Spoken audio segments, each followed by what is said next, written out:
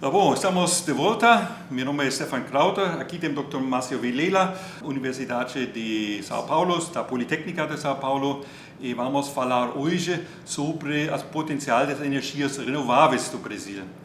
Então, eu acho que é importante, primeiro, a gente separar o que a imprensa, principalmente, tem divulgado, que o Brasil tem uma geração de energia limpa.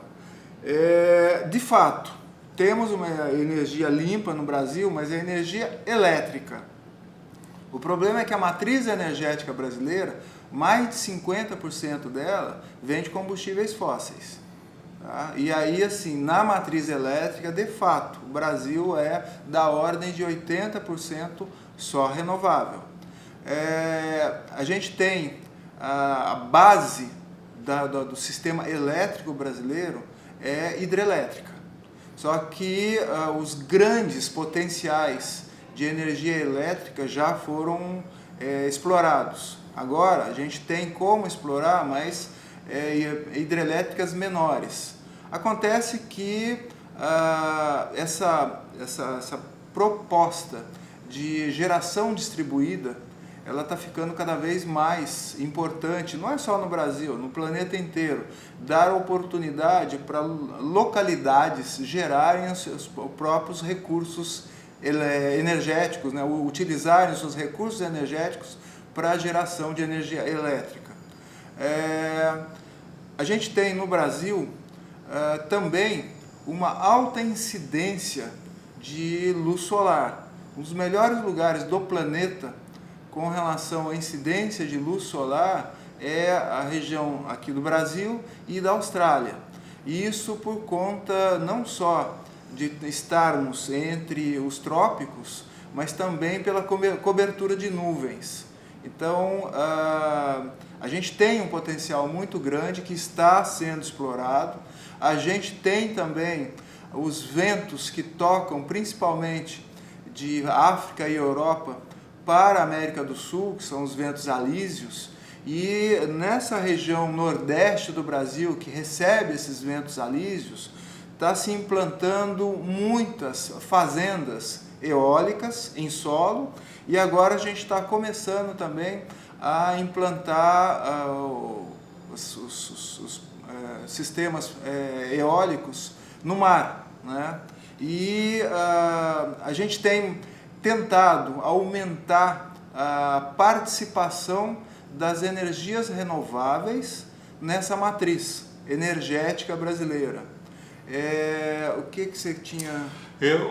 Aquela ideia para ser do futuro, vai ser 100% de energias renováveis em todos os sectores ou não tem planejamento assim ainda? Olha, o Brasil ele é diferente dos países mais desenvolvidos, que a gente não consegue fazer planejamento de muito longo prazo. Já teve no passado planejamentos quinquenais, a cada 5 anos você cumprir com as metas estabelecidas nesses 5 anos, ou como a China, que hoje consegue fazer planejamento de 30 anos. A gente não consegue ainda fazer esses planejamentos. Eu acho que principalmente por os interesses, né, envolvidos na matriz de energia do Brasil. A gente acabou de aprovar um plano para aumento do uso de energias renováveis, mas teve na Câmara, a Câmara de Governo, né, onde as pessoas decidem as leis do país, foi embutido nesse projeto o reforço de financiamento também de carvão. Então, assim, a gente tem esses problemas aí, a sociedade sabe qual é o caminho a ser trilhado. A gente está tendo problemas aqui no Brasil com o aumento da temperatura do planeta e com esses extremos climáticos. A população entende isso, Só que na hora de tomar decisões, os seus representantes nem sempre... deu algum problema. Tá bom, estamos com problema da câmera, estava esquentando demais aqui nas trópicos e estamos de volta. Acho que a última parte que falamos foi sobre o carvão que está utilizado no Brasil.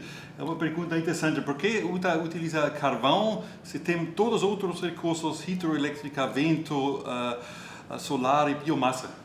Então, o problema é de dimensão. O Brasil tem da ordem de 8 milhões e 500 mil quilômetros quadrados de extensão. É maior do que toda a Europa. E para você atender demandas, principalmente de energia elétrica, no país inteiro, a gente tem aqui um sistema integrado nacional que consegue atingir quase todo o território. Não consegue atingir ele completamente. A região amazônica, por exemplo, é um desafio para você implantar esse sistema integrado nacional, e tem algumas regiões no sul que desde muito tempo já tinham usinas termoelétricas a carvão. O problema dessa região é que esse carvão ele é de péssima qualidade, é um carvão muito contaminado com enxofre, e quando você usa esse carvão para produzir energia, você queima ele, você lança esse enxofre na atmosfera, e eu não sei se as pessoas lembram disso, mas até algum tempo atrás falava-se muito das chuvas ácidas, que é o problema de você lançar, por exemplo, enxofre na atmosfera e tem reações químicas lá que vira ácido à base de enxofre, sulfúrico, sulfídrico e etc. E aí está se tentando diminuir o uso de carvão no Brasil, mas existem os lobbies que atuam e continuam atuando e querendo lucrar com a geração de energia suja, que é esse o caso do carvão no sul. Mas a gente tem também problemas na região norte, como eu disse, a região amazônica é a mais ou menos 60% do território brasileiro. E tem regiões lá que você só consegue fazer comunicação entre cidades pelos rios. E aí você fazer transmissão de energia elétrica por alguns rios lá, tem rio na Amazônia que você não consegue enxergar, você está navegando nele, não consegue enxergar a margem de nenhum dos dois lados, de tão grande que é.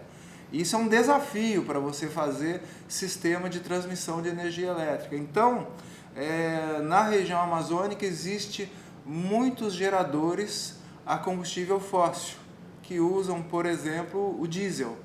E o desafio que a gente tem é tentar fazer com que o país inteiro esteja nesse sistema integrado, e hoje a gente tem como base desse sistema integrado a energia hidrelétrica, e tem entrado muito fortemente a energia fotovoltaica e a energia eólica. A gente tem, então, da ordem de 9 meses ao ano de ventos constantes, esses ventos alísios, e o sol, principalmente em algumas regiões do Brasil, como o Nordeste e mais para o interior do Brasil, como você tem uma cobertura de nuvens menor, no Nordeste, por exemplo, é semiárido, não é? E você, então, tem uma condição muito maior de gerar energia fotovoltaica, só que ela atende só enquanto tem sol. Você precisa, então, dessa energia dos ventos para tentar complementar isso, mas, como tem uma parte do ano que esses ventos diminuem, você precisa lançar a mão de outras coisas. Por isso que da ordem de 20% da matriz elétrica brasileira ainda continua sendo baseada em combustíveis fósseis. Eu não sei se... Sim, mas a verdade é que você tem um grande potencial hidroelétrico, não é potencial aplicado. Por exemplo, não sei, 30 anos atrás, acho a base foi 86% das energias hidroelétricas. Agora, essa pode ser bem amenizado. Um exemplo mais evidente é o Itaipu. Você tem um grande potencial. Isso, acho, por que precisa usar combustíveis fósseis se você tem um potencial assim, como energia firme através da hidroelétrica? Então, respondendo essa pergunta, a gente, voltando também ao que a gente tinha conversado antes, a gente tem de fato problemas de planejamento energético no Brasil. A gente teve, por exemplo, a construção de uma usina hidrelétrica na Amazônia, a usina hidrelétrica de Balbina. Seria bom pesquisarem a respeito disso. Balbina é um desastre ambiental. É uma usina construída numa região quase plana, em que o alagamento provocado para que aquela usina gerasse energia foi tão grande, a relação entre área alagada e energia, ou potência instalada e energia gerada, é muito desfavorável. E aí tem outros casos de hidrelétricas construídas que alteraram o regime de rios, que alteraram o regime de peixes, que alteraram a vida das pessoas, dos ribeirinhos, e que no final aquilo que estava proposto de gerar, inicialmente estava em projeto, não é aquilo que se verifica no dia a dia. Está gerando muito menos. E volto a insistir, a gente tem que começar a pensar hoje no planejamento energético, levando em conta as mudanças de clima. Porque o que tinha no passado, por exemplo, de chuvas regulares, isso já não acontece mais. A gente tem tido aqui nos trópicos tempestades cada vez mais violentas e aí períodos de seca que estão cada vez maiores. E não dá, até agora não temos uma ferramenta de planejamento adequada para começar a prever como vai ser a geração futura face a essas mudanças de clima. A coisa está ficando cada vez mais complicada. A solução é a gente parar de emitir gases de efeito estufa e, na verdade, também tentar fazer captura.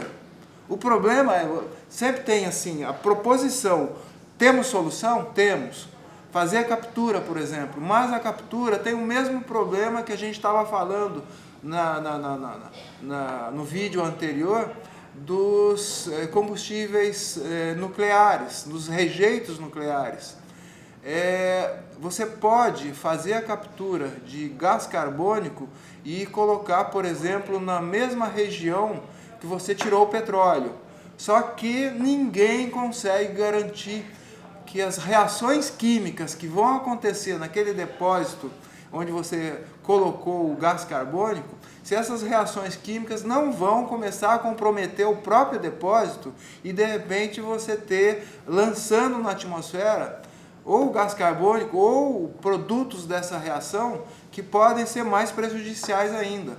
Esse é um problema que a gente tem que tomar muito cuidado agora, porque a gente pode estar comprometendo os nossos filhos, nossos netos, nossos bisnetos, que vão estar colhendo todos os problemas que a gente está deixando hoje. Uma coisa sobre esse capturamento de carbono, li algumas publicações, tem um consumo de energia enorme para fazer isso, porque o conteúdo da atmosfera de dióxido de carbono é muito pouco. Não seria melhor capturar via árvores, por exemplo, ou melhor ainda, mais barato ainda, evitar o cortamento das árvores? Aí a gente chegou na parte que importa de fato. A responsabilidade pelo desastre que a gente está contratando, e não é para um futuro muito distante, é para um futuro próximo, a responsabilidade é de cada cidadão do planeta. Se a gente colocar todas essas pessoas consumindo igual a americano, aí o desastre contratado vai ser provavelmente para o ano que vem, para daqui a 2 anos, sei lá.